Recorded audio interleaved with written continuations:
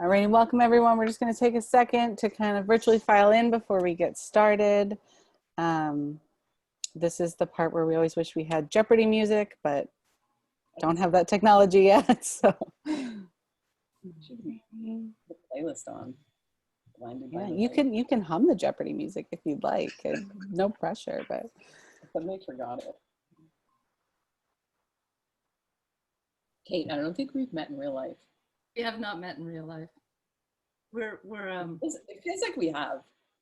You look really familiar to me. I don't know why. My face was all over the internet today. Maybe because you're famous. Yeah, right. Famous for nothing. All righty, we're going to get going here. Thank you everyone for virtually coming out tonight. I'm Gracie. I'm the events coordinator for print. A few little housekeeping details just before we get started. If you have any questions during the discussion, please feel free to enter them in the chat box, which is on the bottom right of your screen, or in the question and answer function. And if you just, want to start a conversation, say where you're from, we love to hear it. We love to make this feel as much like as we are in the bookstore as possible. And there's also going to be a little Zoom room virtual mingle afterwards, so I'll provide that link for you. I'd like to start by thanking Maine Writers and Publishers Alliance for their partnership on this event. They're an invaluable organization for the promotion of literature in Maine, and we've been so fortunate to work with them on a number of events. If you'd like a copy of Milltown, I'll include the link to the print page right in the chat box, so you can click on through. We will have signed book pages available as well, and if you'd like a personalization, just include that right in the comments and we will pass it on. So now for our speakers. Kate Christensen is the author of 7 novels as well as 2 memoirs. She lives with her husband in Portland, Maine. Kerri Arsenault is the book review editor at Orion Magazine and contributing editor at LitHub. She lives in New England. Milltown is her first book, and we're very excited to be hosting the launch tonight. So please join me in virtually welcoming Kate Christensen and Kerri Arsenault. I can't hear you. Thanks, everybody. You say, do I go first? You want to go first? Well, I'll say something first. I wanted to say that I first became aware of you in this book when you wrote, or was it an excerpt from the book, or something was in Lit? It was in Freeman's, and then it went on LitHub. Yeah, same piece. I remember reading it, and was it an excerpt from the book, or was it a standalone essay at the time that you? At the time, it was an excerpt from the book, which was 2017. So it was in process. Right. Yes. Got it. And I remember reading it, and I thought, oh, this is the story about Maine that I really want to read. This is a story that I feel like no one has really told yet. And it's a story about, I think of it as a detective novel, and I know I'm not the only person to call it that, but it feels like you're investigating a murder, and there are multiple bodies, and there's no clear culprit, and it's taking place in your hometown, and it involves your family. And so I had this feeling of like a sense of place, a sense of toxicity, a sense of history, and you investigating all of these threads as they form a kind of fabric. And if you pull on one, the whole thing kind of unravels. And so it felt like a big story to me. And I was excited by your writing, also the language itself, because you write with such clarity on the one hand, but also this kind of emotional investment in what you're writing about, because you're writing about yourself, and you're writing about where you come from, not just literally the town where you were born, but the Acadians who, you trace them all the way back to France. And so I was waiting for this book kind of impatiently for a really long time. And then I finally, I somehow managed to get an early copy, and I got to read it a while ago, and I just reread it. And I still have this sense that you're reading the writing of the book while you're reading the book. And so I want to talk about that after you read what I think is from the beginning of the first chapter. Yeah. We can get right into that. Yes. Thanks, Kate. Yeah. I'm excited for you, and congratulations. Thank you. And everybody, it's like, I wish I could see you all, but I looked at all the participants, and it's kind of like, remember Zoom. I mean, the other Zoom. Wasn't it Zoom? Where, no, it was Romper Room, where you saw other people. Like, I see mom. I saw my mother and my sister and a few people from high school and from everywhere. Anyway, thanks for coming. Yeah, I'll just start reading instead of jibber jabbering here. I'm going to read from the beginning because I think I really wanted to tell this story as if you were sitting in my living room and I was feeding you delicious food, which some of you know that I like to do. So that's how I want this story to be told. So I will tell you that story right now. So this is from chapter 1.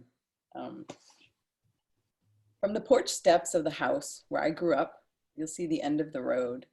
There, the pavement dips down to reveal the town's only traffic light, a gas station, and the roof of the Family Dollar store. Behind the store lies the Androscoggin River, and just beyond the river, the paper mill's largest smokestack emerges like a giant concrete finger. From anywhere in town, you can orient yourself to this stack, or by the ever-present ka-chink, ka-chink, ka-chink of the mill's conveyor belts, and find your way home even from a pitch-black walk in the woods. When mill shutdowns occur for holidays or layoffs, the smokeless stacks resemble the diseased birch trees dying throughout New England. To the right of the porch, you'll see a street of clapboard homes, silent but for the occasional snarl of a jake brake on a logging truck or a motorcycle shifting gears. A mile or two out of town, the road narrows. Oops, something just fell. And small creeks knit through pastures, shadowed by hills, a working farm or two, a long straight road and cut hay, muddy cow paths, rotting leaves or black ice, depending on the time of the year, the seasons they calendared our lives. Farther up the road, you'll eventually bump into the North Maine woods. If you look at a map, you'll get an idea of the yawning jurisdiction of the area, which lies generally within the twisted pavement of Route 2, Interstate 95, and the Canadian border, their lines lassoing the wilderness within. The woods are a deluge of spruce, fir, hemlock, and beech, a steady brown and green canopy fractured by silvery brooks or iron gray lakes. The damp mossy understory and thick brush, claustrophobic with tangled twigs and scant cabins, hide the chewed up dirt logging roads that colonize the backcountry. I didn't pay much attention to those darker, deeper woods because there were already so many trees right in our backyard. My mother stayed home while my father worked, her making pot roast, him making smokestack money. As kids, we explored the world through textbooks and made classroom dioramas of what we thought a Mayan village or a Midwestern dairy farm looked like. The rest of the world seemed to be in New Hampshire or Canada. Families didn't go on overseas vacations and rarely traveled interstate. Our lives were focused inward. Red Sox games, union strikes, and grousing about the weather. You want to keep going a little bit? Just a little more. Read the whole book. Okay. I'm going to skip a part. Monumental philosophical ideas were first surfacing across America. Feminism, environmentalism. However, there were no movements in Mexico, but for people walking across the mill's footbridge to work. We were more likely to dry bras on a clothesline than burn them. We lived in a shrinky-dink world where everything was there, just smaller. We were lucky in this, felt safe with our doors unlocked at night, and ameliorated most of our sins within the latched doors of St. Teresa's confessional. At nighttime football games, we watched our fire-twirling majorettes toss their batons skyward in a spinning, blazing fan. They caught them dead center every time. Those kerosene-soaked batons in the dusk of autumn, they smelled of permanence. Maybe I'll stop there. I feel like I'm going to read too much.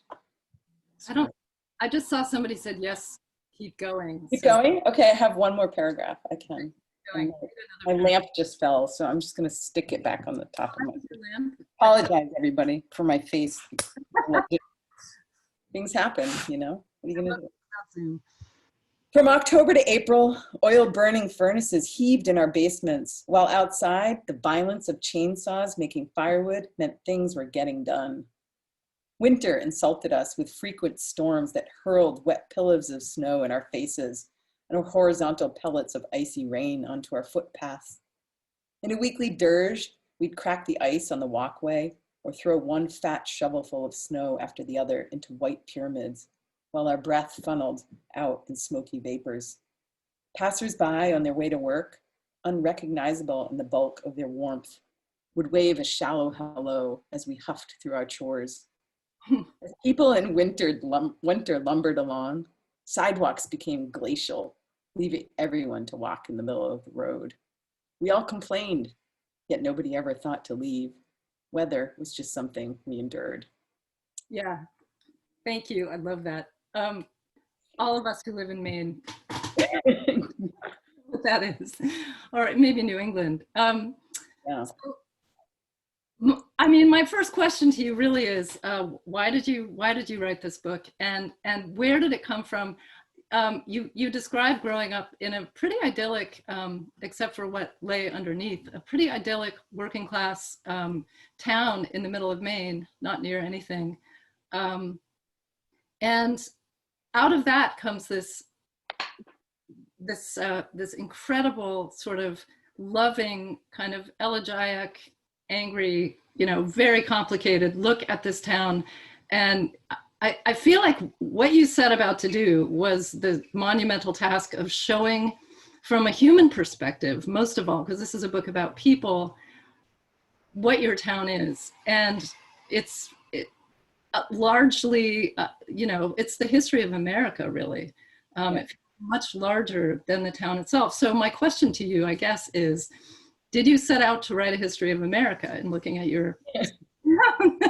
Or did that happen by accident? No, it did happen by accident, but part of what I was doing probably back in 2001 was looking at my genealogy. It's kind of when genealogy craze started, and there were TV shows and people were like, who's your famous ancestor? I don't know. It was all that kind of craze. And I started looking at my genealogy, and what I did discover about genealogy, although at the time I didn't connect it to my family, that the genealogy of people was the history of, whether it's America or the history of France or Prince Edward Island. And I just found through those stories to be much more fascinating than just reading history about history, So I think that's what kind of started me in that direction, was just learning about my family, really from it was an obituary, my grandfather's obituary, that was wrong, but I didn't know it. And so once I found out it was wrong, it was a couple of years later, I found out, oh, he's not from this place, he's from this place in Canada. Then I thought, what else could be wrong in the records? You know what I mean? So then I'm a curious and obsessive person in some ways. So I started looking at all the records of the family and all the aspects of it. And I just kept pushing those boundaries out and just kept, the more I uncovered, the more it felt like was missing or wrong or covered too.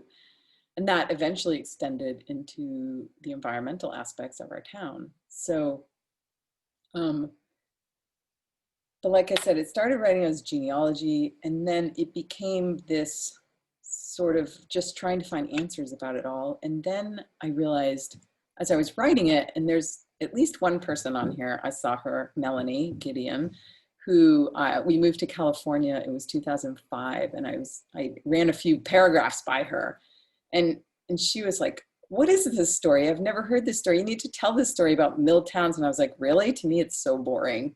I grew up, I had a happy childhood. It was like pretty average. And she kept saying, no, this is really interesting. You should write about this. I'm like, okay, I'll write about this.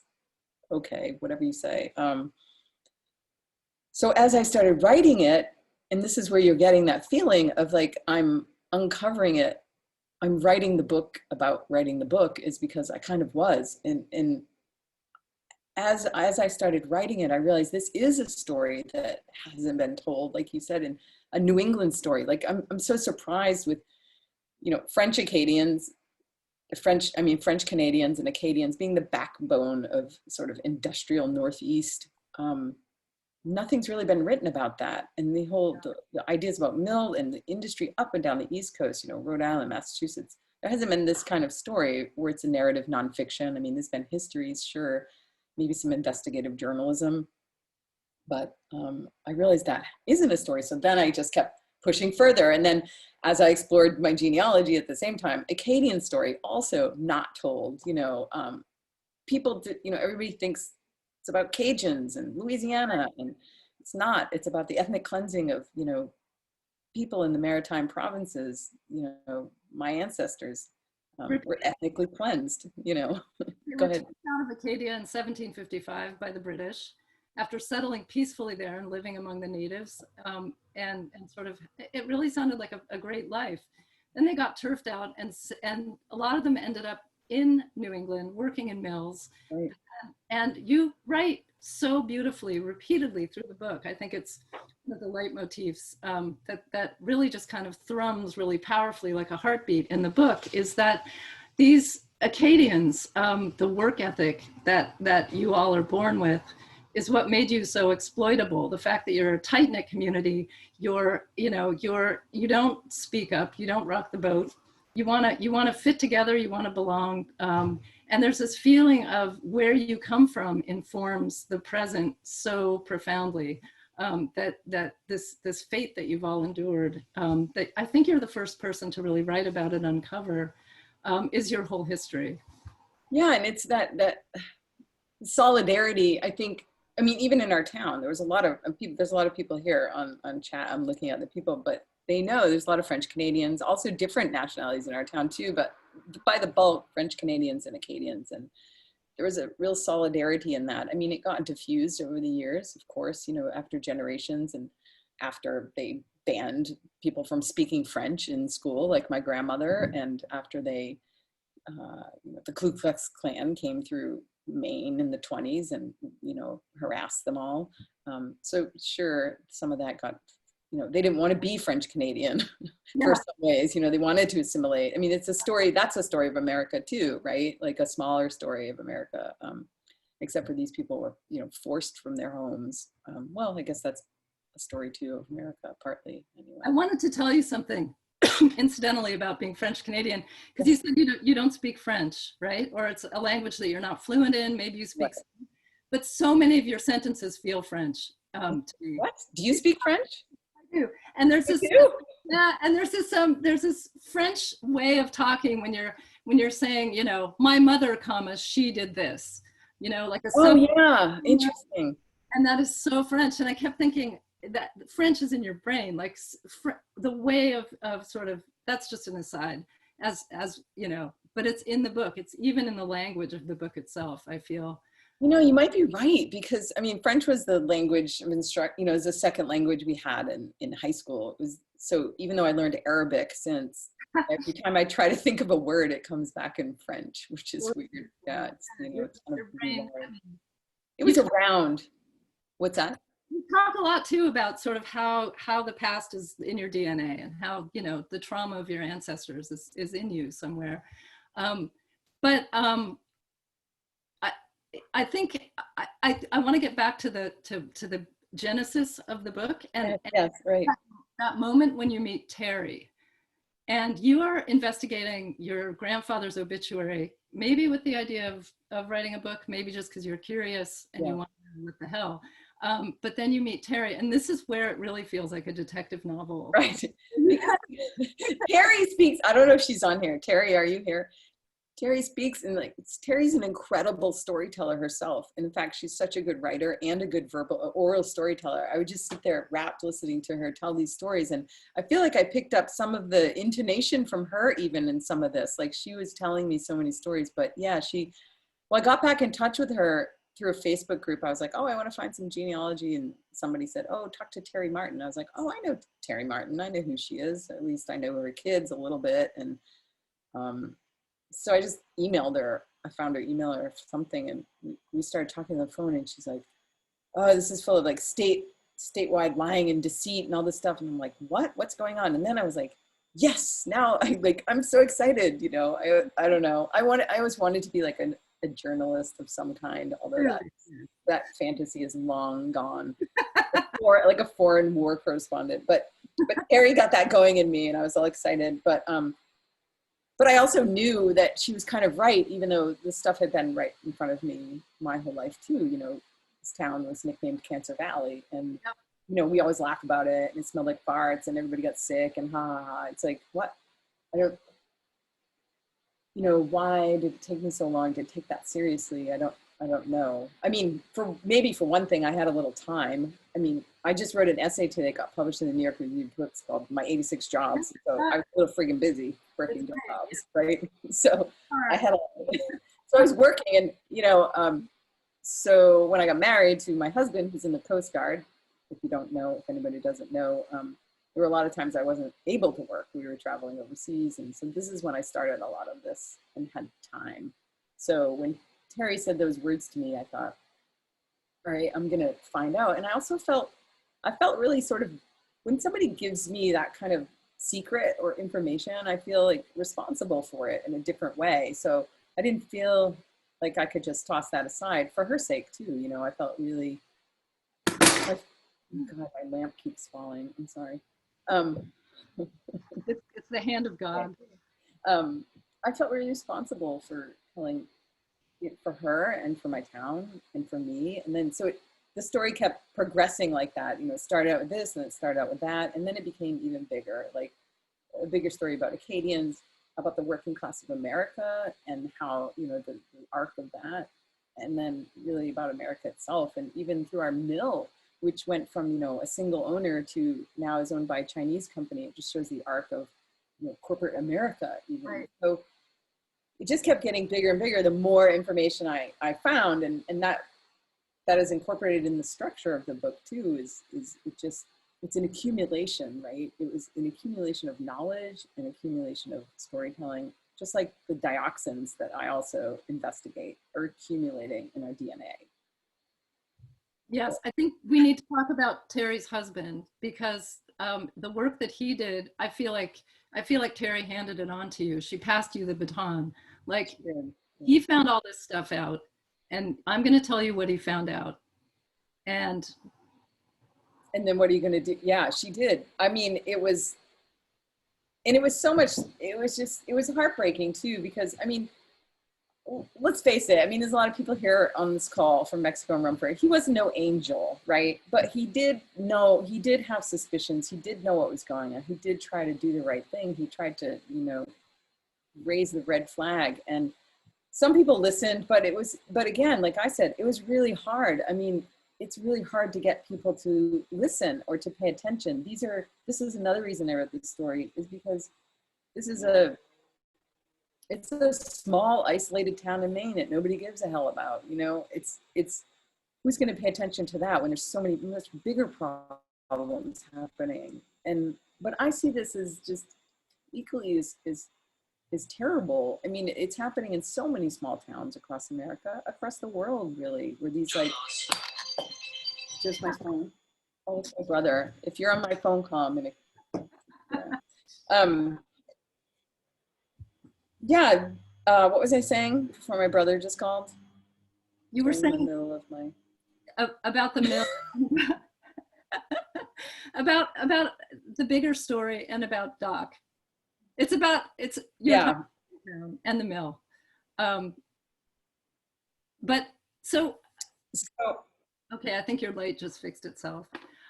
There's also the river, and I feel like the river is a character in the book, and I love the way you start with the river, and you describe it in kind of 19th century. It's almost like Thoreau describing, you know, the mighty Androscoggin, this beautiful, incredibly literary language. But what you're writing about is a river full of chemicals and toxins and poison from the mill.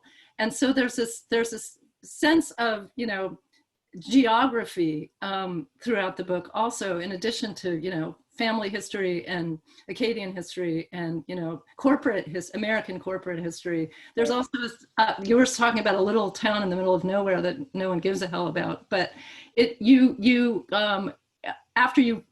somebody just wrote, "Don't give away the ending." So don't worry. We won't. I think I can safely say that this book is about the mill and the toxins that it quietly and not exactly invisibly puts into the environment and all of your bodies, and the effects that this has had on your community. And I feel like the presence of the river is, you know, this enormous, beautiful river. And you write about the history of the river also, Yeah. as a character in the book. You know, I am glad you brought that up. I think of it even, yes, a character, but more as like, I think of more of as a monument or a site. Like there's so many, I think about a lot of, as I was writing, I was thinking like of Paul Bunyan, and there's Ed Muskie, there's these monuments and memorials and sites and like myths, big myths like that. And the river is really the biggest one. And you're right, it was this, you know, seemingly beautiful, it is beautiful. If you go and look at it objectively, it's just like this beautiful river, but like, I don't know, there's none of us here that went in that river ever, you know. It was just full of things. But so back to the idea of it, it's kind of a monument to this town. It's just like the smokestack is, or like Paul Bunyan is. It's looking at those things and trying to, I wanted to look at them and try to understand all sides of them, instead of just like Paul Bunyan. Okay, it's a great statue, everybody likes it, they go and look at it. No, really, what does he stand for? You know, he stands for like clear cutting and like paper making. And the river, the same thing, you know, it's a beautiful river, it goes down to the sea, and they talk about salmon, but no, it stands for, I mean, it's been polluted since the mid 1800s, and so many dams have been put up that all the salmon, you know, all the salmon have stopped swimming upriver, and even if they did, they would all be like poisoned. And then, I mean, it's just to look at those things in really two or three ways, just like trying to look at the town and trying to look at the people. I mean, I don't, like I said about Doc Martin, I don't think he wasn't a hero, but he wasn't a bad person either. You know, he was human. And I think everybody in this book nobody's perfect. I'm certainly not in this book. I'm the least perfect person in there. And I think we're all imperfect, but we also like look at ourselves and try to see what we have done to allow this to happen, or what choices we've made to allow this to happen, or did we have choices? I don't know. I'm kind of going off track, but well, I think this question that you're raising is a question that the book asks. I think the book by its very existence is asking, how did this happen? How did this happen, and why did this happen? And you ask rhetorical questions throughout the book. And one of them is, you know, how did this community of intelligent people, what price, what is it worth the price? There's always sort of a plus there, you know, it's a town full of great things and a town full of terrible and tragic things. And do they balance out? And if my sister just wrote a question up there, I'm just kind of glancing at it, but she's kind of asking that. And I was asked by an interviewer the other day, you know, what do you think it was worth it? And I was like, how can I answer that question? That's like saying, was the Mills pollution worth my father's death? I don't know. I mean, how can I say that it was worth it? But at the same time, of course, it was, I mean, people make sacrifices like that every day. People do a lot for money. People do a lot of worse things for money in some ways, you know?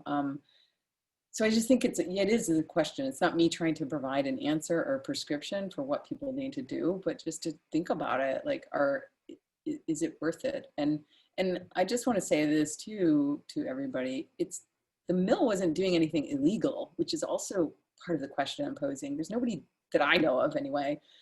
Although the New York Times reporter in her review today wanted me to do some expose on the illegality but I don't think they were doing anything illegal. I just think the laws that are made are bizarre, that allow, you know, I looked it up, I think it was 2018, and the amount of toxic releases from our paper mill were still over 2 million pounds of toxics, period, like released into the air, the land, or whatever. And that's just 2018, and that's just one mill. So how many mills are across the United States? How many mills are across the world?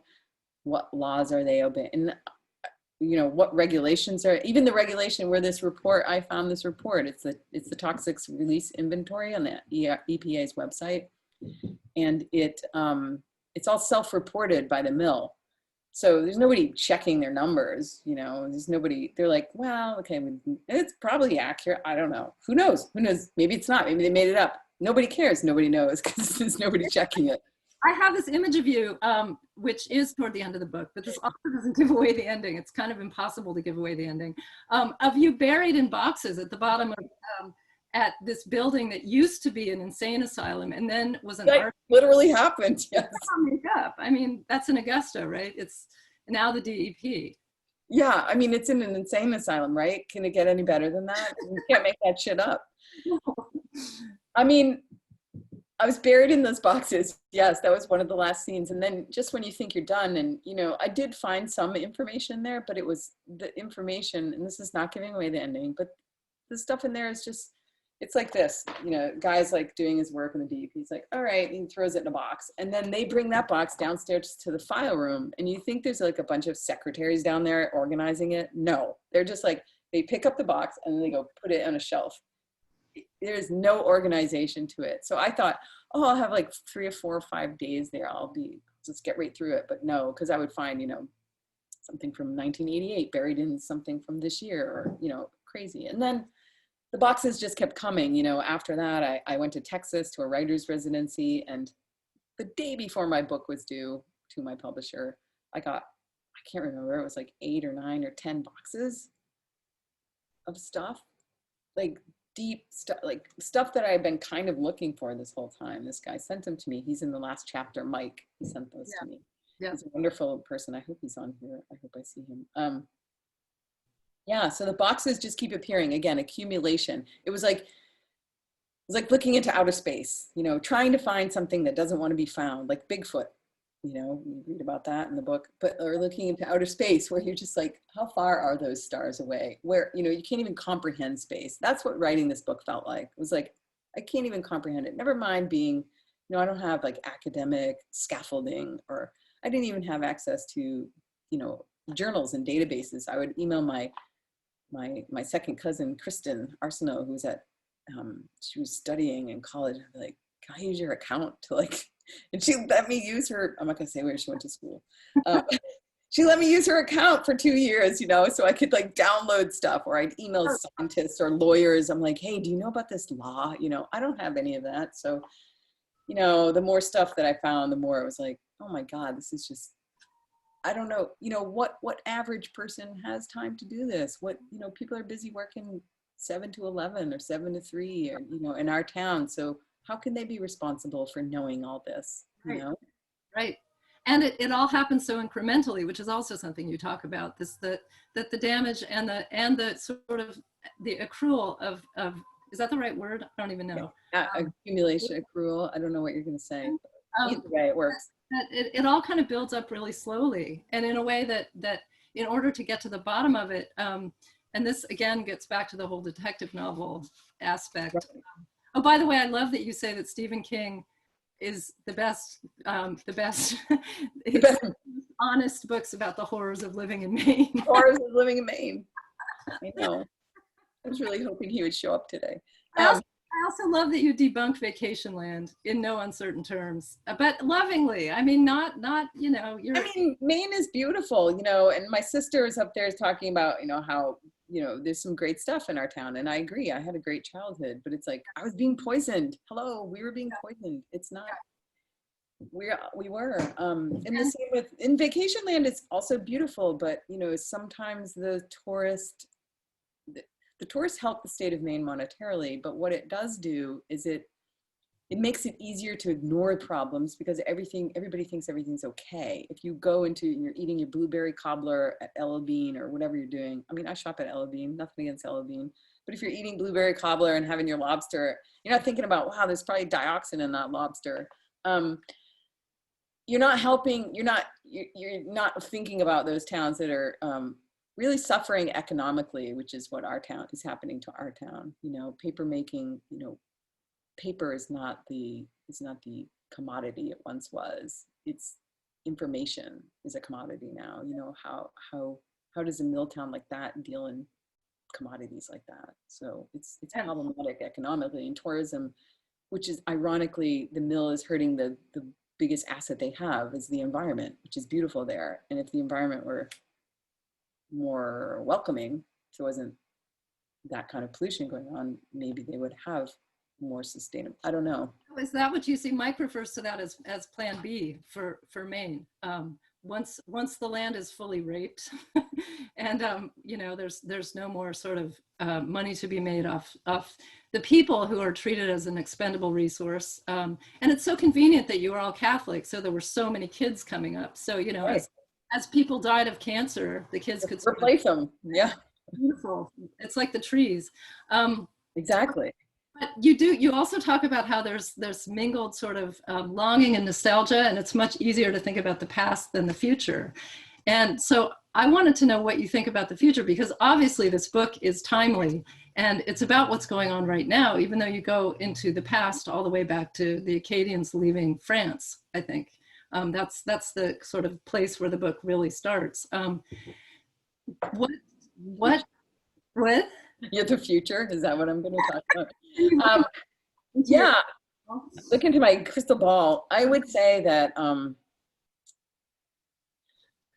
I don't know.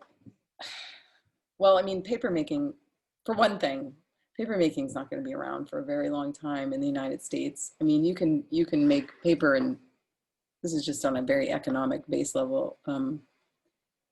You can make paper in South America, and you know, a tree there takes 5 years to mature, and here it takes 50 years to mature, and it's just high taxes and isolated, and it's just very hard to make paper here. It used to not be hard because we didn't have that kind of international sort of commerce. So that's one thing. But the future is it's interesting because we're living in these COVID times, right? And you know, these people is a bad thing to say. We in mill towns have been, I think, living under a state of ambiguity for a long time, for 40 or 50 years. And that kind of, which is now what a lot of people are experiencing, I think, with COVID. And everybody says, oh, we never knew what the future was. Well, yeah, we never knew what the future was, but now we don't even know what the truth is anymore, you know, with the politics, and we don't even know what words mean anymore. things are just being so, you know, George Orwellian. Well, I mean, so the future is, I don't know. We never knew it before, but now we certainly don't know it, because it's incomprehensible what is happening to the truth.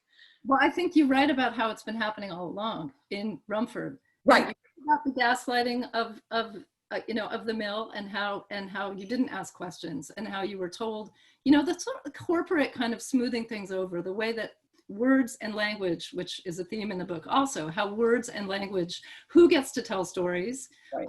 How they're told, what people will accept in terms of, you know, information coming out. But I feel like that's something that you're familiar with. People in Rumford are not, this is not new to people in mill towns. I think you're right. I think, and maybe people are just realizing that now. It took me a long time to realize it, and it took me a little bit of distance to realize it too, you know, to just step away for a minute. Yeah, the words, you know, just even terms like body burden, you know, there's a term used that the amount of toxics your body can absorb is like your body burden. I can't remember how it's, but the body burden is left up to the government to decide, which is, to me, fascinating. It should be up to us, like how much burden our bodies want to carry, you know, even down to like words like that, or you know, more studies are needed, and more, right. You know, they're constantly more studies are needed, and we can't make, it's no definitive proof. And that's true. Science is based on uncertainty. You know, it's impossible to find a direct link from the mills pollution to cancer. But if you step back for like 2 seconds, like I did, and just look at the whole picture and say, this doesn't make any sense, or it does make sense. This is connected to this. It's about as simple as it can be, and it's basic Maine common sense. Yes, but that would necessitate change, and change is the hardest thing to bring about in a way. So especially in Maine. Yep. Yes. As we know. Hi, Gibson. Hi, Gibson. Hey, Kerri. Hey, Kate. Wonderful conversation, and you'll probably have a eye on the chat. There's tons of stuff happening. Bunch of good questions. Yeah. So I thought we should get in and make some time for those. And just for everybody, we are going to try to wrap up right around 8, so we just keep it to an hour. But it's great that Kerri's got the extra Zoom set up for extra things to happen afterwards. Yeah, before we stop, I want to post that link for everybody too. Okay. So if anybody wants to come to my Zoom room after and chat, please do. Sounds good. So question from, and a couple people I think asked different versions of this question, but Steve Philbrick asked, Kerri, can you describe how going home to Mexico makes you feel? Nope. No, just kidding. No, and actually I had, not to like put words in your mouth, but I think you had this gorgeous, so you have some gorgeous stuff about what it's like to go home. I mean, many of us have homes that we're separated from for different reasons. Yeah, you and the book, Steve. Sorry. No, I mean, I can just tell you generally. It's like, I mean, yeah, like you said, I think anybody who leaves home and comes back, there's a longing for not what it used to be. I think I say this in the book. Not what it used to be, what you thought it was, right? So you long for what you thought it was. So Christmas, you go home in college and it's all fun, and then you get older and suddenly Christmases aren't as fun, and it just starts to be different, and everybody keeps trying to make it the same. It's that kind of thing. Like, that's what it feels like, that tension. But at the same time, I go home and there's some of the same people still live there, and I can just like walk up to them. Hey, Darlene, what's up? I don't, it's the same people I feel very comfortable with too. And there's plenty of them on this phone call that I would just be so it's complicated. I think the people I always feel deeply affectionate towards is the place. You change and it changes not at the same rate, and sometimes apart. So I think that's true with every home. Yeah, and you just said it, but I've got it right in front of me on page 251 right here. You said, because each time I go home, I face a referendum on the success or failure of a different definition of home, like a dialogue between two people in a deep and complicated relationship might. There you go. Right. Really, we've all been in those, I think. Yeah. Some kind of complicated relationship. Yeah. Thank you. Yeah. So let's see. We have another question to find it. Maureen Broder writes, my best friend in high school, Mo. There we go, Mo. Okay. Do you think uncovering or bringing to light the poison of Cancer Valley will ruffle more feathers, or do you think the attitude of the livelihood the mill offers to its current residents will outweigh the facts? I think it might do a little bit of both. I think one thing, I don't know if you all saw there with Maine Sunday Telegram a week or so ago, the Rumford economic developer had not read my book yet, but made a comment on it. And he said it was all about the past. And I welcome if he's on here to just have a chat with me, because, dioxin and cancer, none of that's in the past. And neither is this town, like you said, Kate, that you need to start talking about the future. And if you're the economic developer, you need to take a hard look at the past and see what did not work and what did work. I mean, I'm not an economic developer, but I can surely see the problems and the successes. And, so I think in that way, there's going to be some people that are just going to be still stuck in that same way of thinking. But I also think there's going to be a lot of people looking at this town now. It's under a microscope. And like I said, the New York Times did a review of it, and she was like, I hope somebody does an expose on this, like I didn't do it, but, so there's people looking at it in a way. So like I said, I don't know if they did anything illegal, but I know there's a problem. There's a really big problem. There's a lot of cancer and there's a lot of death. And I'm going to say this right now. I'm starting a project. And if there's anybody on here, I'm going to put my email up here right now. You can all have my email if I can remember it. I'm starting a project called the Cancer Yearbook. And what I would like to do is take headshots, like yearbook headshots of people from or living in Rumford in Mexico. And I'd like to put underneath your picture your diagnosis and your prognosis. And I would like to just create a critical mass of those pictures and get that published somewhere, even if it's just on my website. But if you're interested in participating, contact me. That would make a big problem. Nice. A good problem. That's a great project. Anne asks, how have people living in Rumford and Mexico responded to the book so far? I don't know. What do you guys think? No, I mean, I had an excerpt published 3 years ago and I had such incredible support for it. And I have had a lot of really supportive emails. I don't know if that means just the supportive people are emailing me and the other ones don't know my email, but I just posted it right here. So feel free to email me. But so far, super supportive. I mean, there's nobody I'm taking down in this book, not even the mill, really. It's just an examination and it's asking questions. And I hope other people start to ask some questions too, so that people can live healthier lives, you know. Can I interject something really quickly? Yeah, please. Yeah. The photographs in the book are amazing. They are not journalistic. They're sort of, I think you said it was like, let us praise famous men. Yeah, a little bit.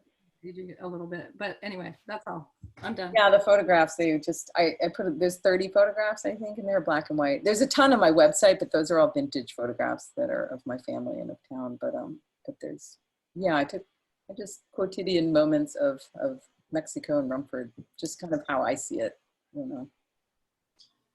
Kerri, I want to ask you, Kate was getting at this earlier as you two started talking, but I want to ask the sort of writer question about this project, which is this, this is such a big project, such a big story that encompasses so much, and it took a long time to write, right? You were working on this a long time. At least 10 years. Yeah, and so I'm just wondering if you could talk a little bit about, there must have been, I have to imagine there were moments where you just said, forget this, like, yeah, I'm done. In the book. Yeah. I mean, you literally see me doing it in the book, just kind of like going here and going there and then, finding this and then just getting frustrated. And then I'm like, maybe I need to go to France, or maybe I need to go to Prince Edward Island, or, I mean, I don't know who I was talking to. Is it Kate or is it somebody else today? I don't know. But like, I followed a lot of the structure of our own river, really, which is a complicated, full of tributaries and eddies and stops and passes, but going forward nonetheless. Like, I felt like I was always moving forward. But it was a lot of rapids in the river. Yeah, the structure of it generally goes on the river, but there was also this whole other like looping thing of like going home and leaving, going home, and very recursive movements in the book where just to show how that past and the future are connected. So yeah, it was frustrating all the time, like all 10 years, basically. Up until like the day those 9 boxes came and I was trying to, I think Kyle Hobrock is on this call, and I went to the residency in 100 West Corsicana and I left all those boxes in the attic. They're still there to go get them. I mean, they came and I was like ready to go home and I was like, I have to ship these boxes back. Thank God. He just said you did. Yeah. Sorry, don't throw them away. It's like a 10-year cancer study or something like that. Yeah. In Maine. It's probably the only copy that exists. The other piece of that is, how did you figure out where the edges of the story were? Were there, or were there any edges, you know? Because it was like, I was, you know, as I moved through the book, I was like, is this going to stop? Well, no, I didn't want it to stop. I was totally enthralled, but, you know, the environmental stuff, and then we start getting into politics and post-Trump election, and, you know, there's all sorts of... To me, it feels like that, but it's really all parallel, really. You know, the politics, the election in Mexico, you know, they were the biggest Trump supporters after being the biggest Obama supporters. They were the biggest flip in the state. And like, I thought about why was that so? So that's parallel. The economics, the political, the family thing is, you know, the working class. It was all very parallel, and they're all doing the same thing. It was interesting, like really, like Kate, what you said at the beginning, they were all driving this like bigger story, right? and then together they were like even a bigger story. So I think I just stopped the edges of, I mean, I really thought about, you know, there's Berlin, New Hampshire, and Jay and Livermore, mill towns just up and down the river, and Lewiston. And I thought, oh, I started to go there, and people are like, no, you can't like talk about every mill town on the river. You talk about the Mad Hatters, where that expression comes from. Oh, the Mad Hatters, the Danbury Mad. Well, I live near Danbury. It's the next town over. So that's in your life too. So that's fair game. It's fair game. That's why I brought it in, and because the Alice in Wonderland quote. Right. Used in there. Yeah, it worked. I don't know. Reality is stranger than fiction. Was this Lisa Fuller? Lisa Fuller played third base, and I was playing shortstop or second base. You guys have this fight. Hey, Lisa. How many workers are willing to defend the mill? Strangely, it's a price they were not willing to pay. My father is still loyal to the mill, and it offered him all to us as a family. Yeah, I mean, it's true. It's the same thing, and I don't know if their answer is bad. I don't know if them being loyal to the mill is bad. But I do think that paper can be made in a safer way. In fact, I know it can be. And my book, if you look at the very beginning, did you notice that in the book? My book is not made using chlorine dioxide or any chlorine bleaching agents, which is the thing that creates dioxin, which is the most dangerous chemical known to mankind, humankind. So there's a safer way to make paper. And I also think our laws could be stronger and better in favor of life over death. So, you know, vote for people who are going to make those laws that want you to live. So yes, the mill was good, but like, it could be better. It could be great. You know, the mill maybe they could start making, I don't know, something else that could be better for the environment. Is that even an answer? I don't know. I'm just shouting now. That is, no, that's great. And is Kelly your sister? Kerri Arsenault Fitzrandolph. Kerri? Yeah. She asked Yes. me the question. Because she asked a question. It's what you were just talking about what would be some like possible economic solutions to revive the town and lessen the dependency on the mill. I have no idea. It's not my It's a big question. Like I'm gonna ask Kurt Anderson. I have a talk with him in San Francisco, and he studied the economics part of this. I'll ask him, but I have no idea. I mean, maybe nothing. I mean, the only reason that town exists is because of the mill. Really, before it was like an agrarian community, a little farm town. I mean, now we have Black Mountain, which is fantastic. I mean, Black Mountain is a great ski area. That could be a reason for, but like I said, the environment, you've got beautiful rivers, beautiful hiking trails, mountains, this, that, but like people just don't want to go there and smell it. So maybe, I don't know, maybe that's something, maybe there's something there, but I don't know. I don't know the answer to that. It's a question though, that people should look at, like the economic developer of Rumford should think about that question differently. Dick Clapp, I don't know if you saw this, he said, did Lisa ever take a third strike without swinging? Ha! It was just a nice reference. I'm so happy Dick Clapp is here, because Dick Clapp is in my book, and he is an epidemiologist, and he also grew up on the Androscoggin River. And he helped me sort through a lot of this dioxin business. He spent his whole life studying dioxin. I did not watch the ball go by. It was not allowed for me. But Dick, I'm glad you're here. I haven't met him in person, actually. I'm just reading some of the things. Everybody's like a great, John and Bree, who live in Rumford, they're like, tourists drive past Rumford and Mexico area as fast as they can. That's so sad, because it is beautiful. Like when you come into it, there's this feeling of like, if you come down the hill and you see the valley and the town, it's got these beautiful old buildings. There's some really gorgeous old buildings there too. But then you're like, phew, you know, it's always been like that. Like, how can we think about that differently, instead of just, you know, like, instead of getting Nestle in there, which is what they've done. They're like, oh, well, let's just get another bad industry in here and put them in there and maybe they'll help us, you know, just try to think a little differently. I don't know what the solutions are. But. There's a more of a comment than a question from Steve. He said, my mother passed away in January from pancreatic cancer. She lived her entire life in the Rumford area, didn't drink, smoke, took great care of herself and her family. During her last conversation with me, she asked, why me? Yeah. Exactly. Why me? Because you lived in Rumford, probably. So I'm looking at the clock. I think we're pretty close to 8. Kerri, I don't know if there's other things you want to jump on here or. I don't. I don't. Say. I do want to say thank you first of all for coming. I'm gonna try to get everybody over to another Zoom meeting if anybody wants to come, like, and talk some more and just hang out. Maybe nobody will come, but I'm just gonna get a glass of wine by myself. If you want to email me your emails right now, because I can't access the new Zoom room from here because I'm already in a Zoom thing. I'm not sure how I'm supposed to do that.